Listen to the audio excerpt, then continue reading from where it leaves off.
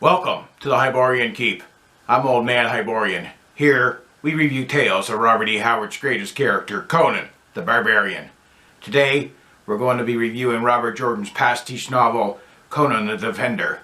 This won't be some fluffy review. It'll be an old man's honest opinion. And just as a heads up, there will be spoilers. So I don't want you to go crying to your mummy if I say something that spoils it for you. If you don't want the spoilers, go to the summary at the end. And if you enjoy the video, please like and subscribe.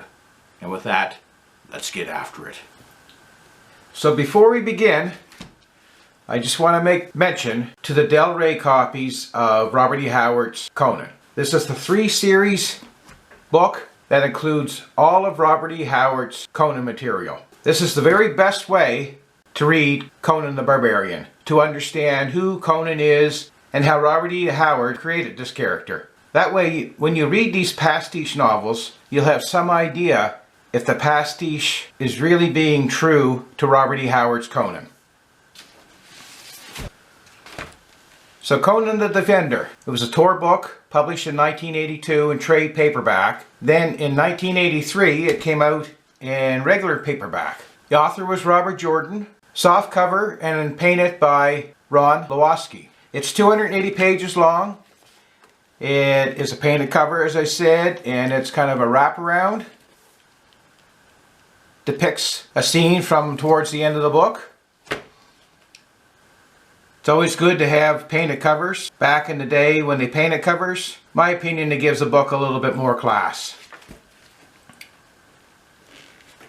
So it starts off in Belvaris, capital of Numidia. Conan has arrived at the city. He runs into an old comrade, one from Jordan's first novel, Conan the Invincible, called Hordo.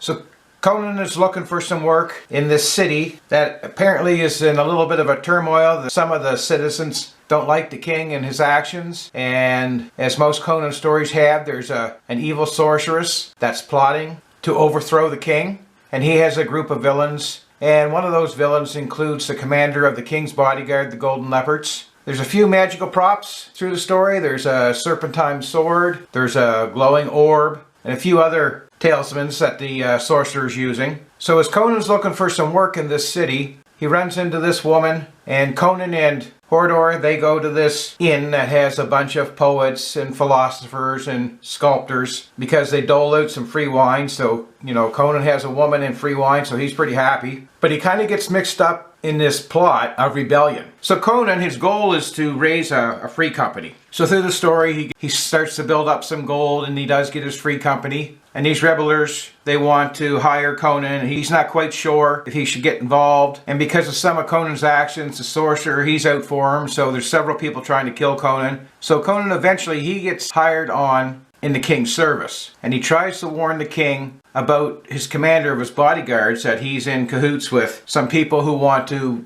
overthrow his kingship. So this doesn't fare too good. Conan ends up getting thrown in prison. He gets tortured a little bit from a character from Robert Jordan's first novel, which was a little bit of a twist, but you kind of seen it coming just from some Easter eggs that, Jordan was writing through the first part of this book. So at the end of the day, the sorcerer replaces the king with a lookalike, and Conan catches on to this, but there's not much he can do about it because he's in prison, and he gets hauled in front of the fake king and the sorceress, and he's going to be put to death by what they call the old ways, which is being ripped apart by wolves.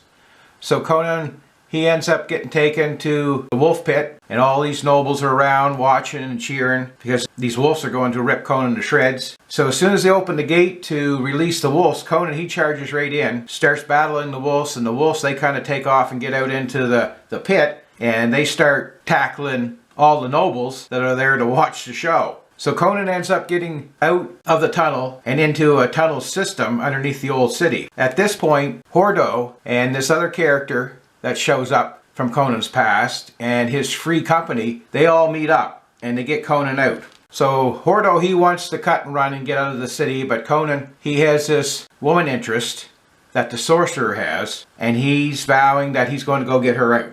So they head back into the palace, but before they do that, they come across the real king that's imprisoned in the sorceress dungeon. So they cut him loose, and the whole works of them, they head back to the palace to reclaim the king's throne and release this woman. So at the end of the day, Conan, he ends up battling this fake king who has this serpentine sword that showed up earlier in the novel. Ends up killing him. The sorcerer ends up getting killed, which I didn't much care for. It was kind of a lame way how the sorcerer got killed. I thought it was kind of anticlimactic, the way Jordan wrote off the sorcerer. But at the end of the day, Conan takes care of the business. Conan's woman of interest ends up going with his friend Hordo, but Conan still has a handful of his free company. He has a bunch of treasure that was rewarded to him by the king for helping him reclaim his throne. So he's heading off to find some business for his free company. So overall, I enjoyed this. As far as pastiche goes, it wasn't too bad. I enjoyed it actually better than I did Jordan's first one, Conan the Invincible. Jordan does know how to write good scenes. He can really set the scene up well, and he understands Conan. When I was reading it, I felt like I was reading a Conan story. I felt that it was in the Hyborian Age. So Jordan does a good job that way. So overall, it was a pretty good pastiche. Well, there you have it. A pretty decent pastiche novel by Robert Jordan. Jordan seems to understand Conan. You feel like you are in the Hyborian Age when you're reading it. He does a good job setting up the scene. Good story flow. Jordan does a pretty good job. If you have this book in your bookshelf, dig it out, dust it off, read it again. And if you stumble across it in a used bookstore, buy it, read it, and enjoy it. And with that, I bid you farewell.